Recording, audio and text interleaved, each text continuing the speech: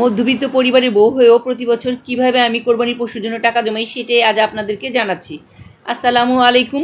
Cook and kids with Rumana channel থেকে আমি রুমানা আপনাদের জন্য একটা ছোট্ট মিনি ব্লগ নিয়ে চলে এসেছি। বন্ধুরা, মধ্যবিত্ত পরিবারের জন্য কোরবানির পশুর টাকা জমানো অনেক কষ্টের ব্যাপার, সংসার চালিয়ে এই দুর্মূল্যের বাজারে। তাও আমি এই দুর্মূল্যের বাজারেও কষ্ট করে অল্প অল্প করে টাকা জমিয়েছি।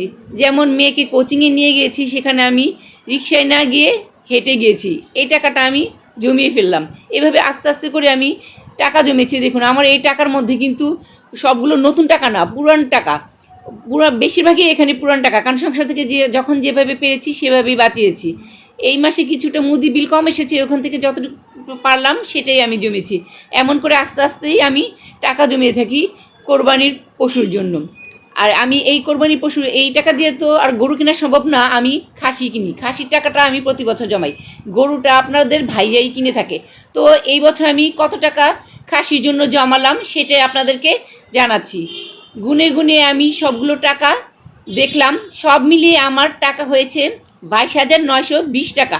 এই 22,920 টাকায় আমি কি এবার কোরবানির ছাগল কিনতে পারবো সেটা জানার জন্য আপনাদেরকে আমাদের চ্যানেলে পাশে থাকতে হবে। তাহলে আপনারা আমাদের চ্যানেলের পাশে থাকুন, এবং আমি শেয়ার করব অবশ্যই যে আমি এই টাকা দিয়ে কী ধরনের খাসি কিনতে পারলাম। তো আজকের জন্য এই পর্যন্তই। আল্লাহ হাফেজ।